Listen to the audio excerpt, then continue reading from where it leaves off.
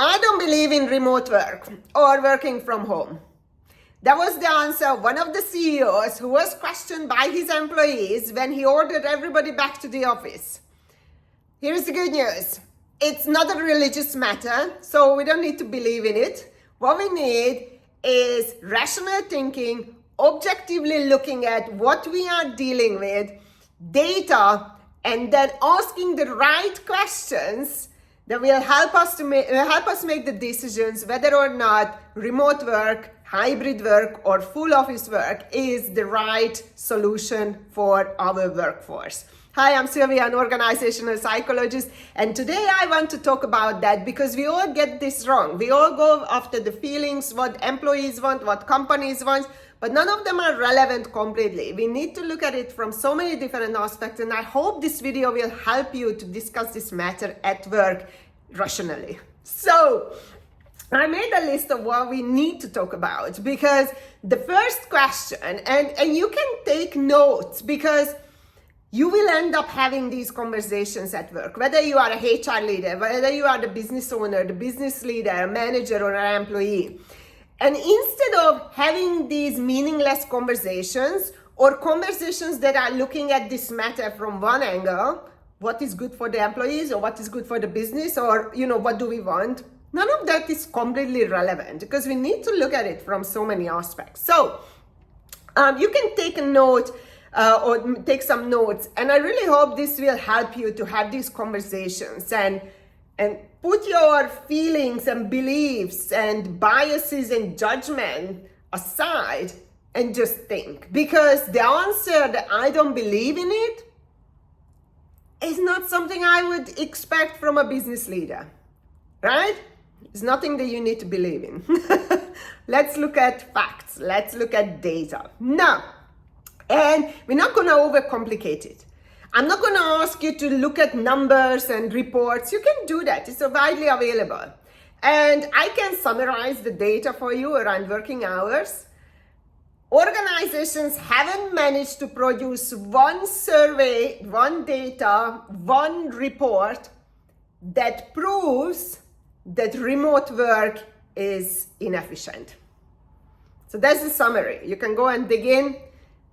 Remote work is just as efficient, in some cases even more efficient, or result in more efficiency output than when people are working from home, working in the offices. So that's the summary. But what I would like you guys to do is ask two questions. So you can write down these two questions, and I have my help here. As you know, I will put these links in my article links below in the comment field, so you can have these, read about it more. And let's start. We should be asking two questions. Can the job be done remotely? So that's the nature of the job that we are talking about, because there are two categories of jobs, right? The one that cannot be done remotely, shop assistant, nurses, teacher, whatever, right? Those are the ones that cannot be, even teachers now going hybrid because COVID introduced it for them. Now, how efficient is that? That's for the education system to decide and look into it. I'm sure they have collected data. I don't know anything about it. So, can the job be done remotely? If the answer is no, forget about the topic. It's not relevant, right?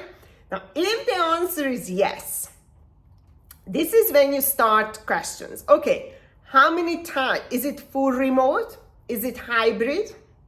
Do we actually need to come to the office from time to time, right? For meetings, for face-to-face interactions. I'm going to talk about that a little bit later. And you can really talk about that. Is it full remote or hybrid? If the job can be done remotely. And the second part, which is extremely important and nobody is talking about it, is can the person work remotely who is doing the job? Because you can have a job, the job itself can be done remotely, but not everybody is cut out for remote work. And I think it would be naive if we thought that everybody can work remotely. And let me give you, once again, I will put this article below.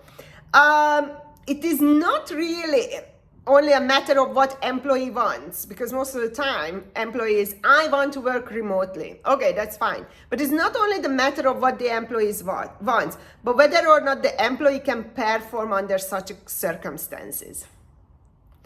And believe it or not, most people are incapable of working remotely. And let's talk about that differences, right? So in the article, I talk about the person, the person themselves, the people themselves, right? Are they disciplined, more intrinsically motivated, and all that? You can, industriousness, orderliness, dependency, all that comes into the picture. Some people really need to be managed to produce something. But here I would like to talk about, in this video, the circumstances of people that can also greatly vary. And I was talking about it with my friend during last week, that she, for example, she would never want to go to the office.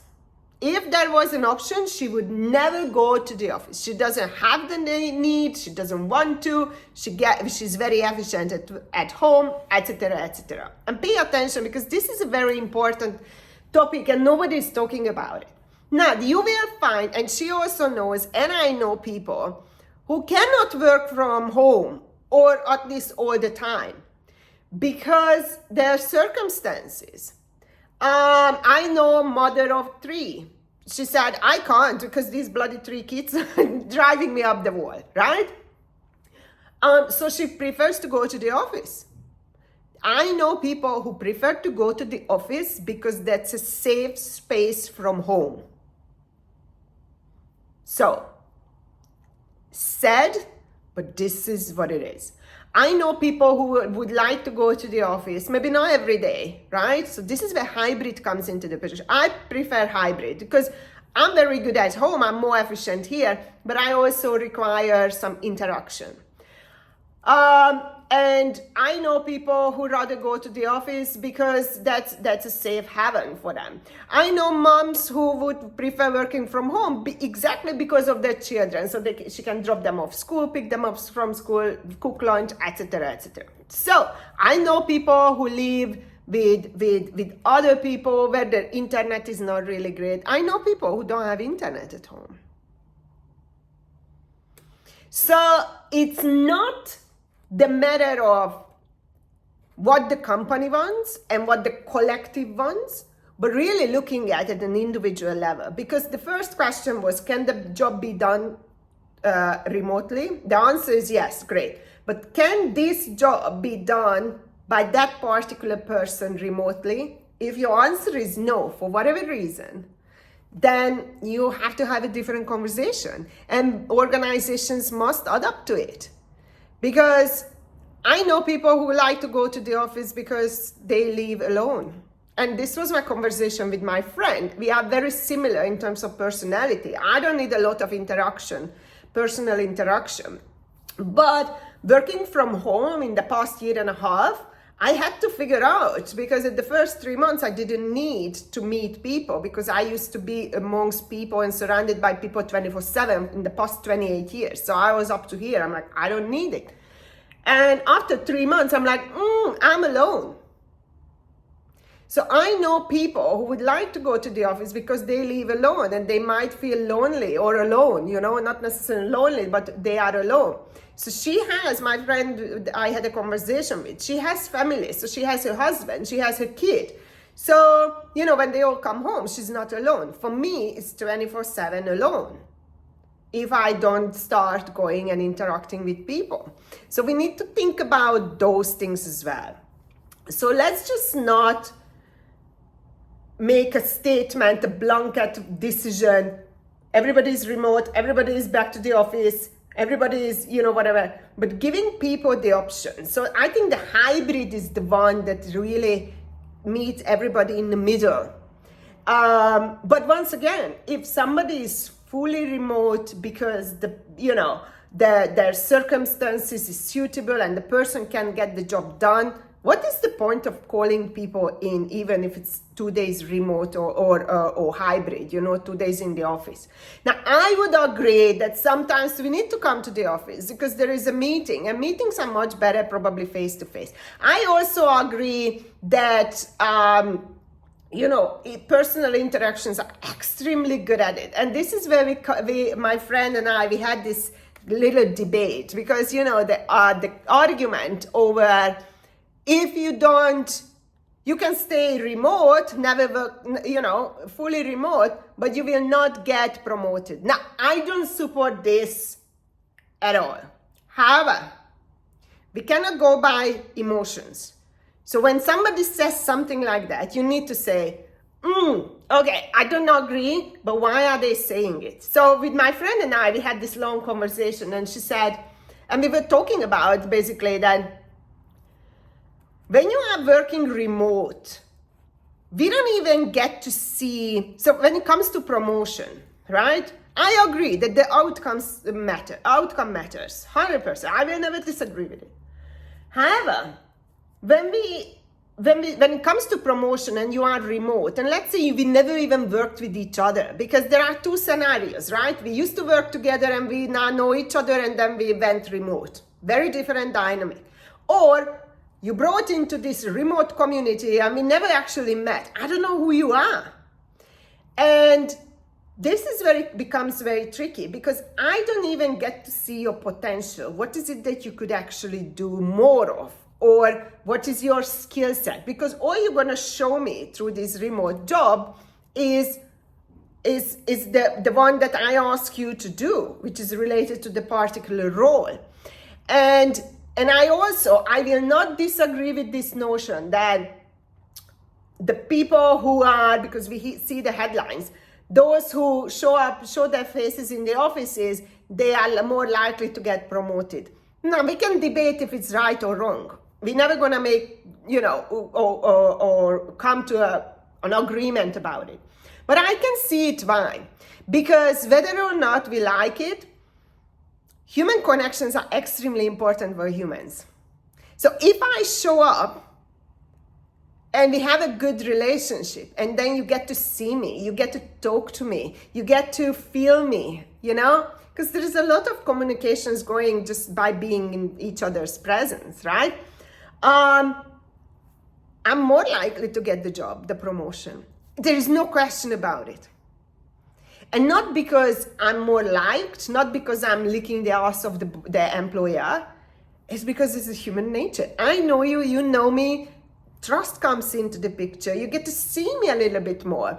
And this is where my friend said that, you know what, this is so true. So if I was a young girl and starting my career again, then I would show up. And if I wanted the promotion, then I would show my face in the office, because that is like, I want it. Now we can argue with it. I don't completely agree. Like, I can argue for and against all of this, right? And this is the beauty. This is what you should always do. Argue for and against everything, because that's the only way, or only time when you have a full understanding, right? So we cannot just say, no, we don't want, and it's unfair. Well, you know what? Maybe it's not so unfair, because human connection comes into the picture. And I wanted to, I lost my paper, but, and one more thing, 1 second. And one more thing that I wanted to talk about. So this is all about for the employers, right? And employees. How do we decide if the employee is suitable for the remote work? So 2 questions.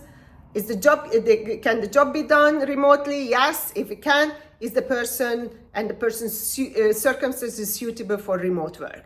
If the person is not independent, if the person is not diligent, is not organized, is not disciplined, and cannot produce, even if his or her circumstances at home is suitable, but the person himself or herself is not suitable, then you need to have that conversation, right? And you can always only do that when the person had the opportunity to prove him or herself, right? You cannot just say you are disorganized, Sylvia, you can't work from remote. Who the hell are you to tell me that, right?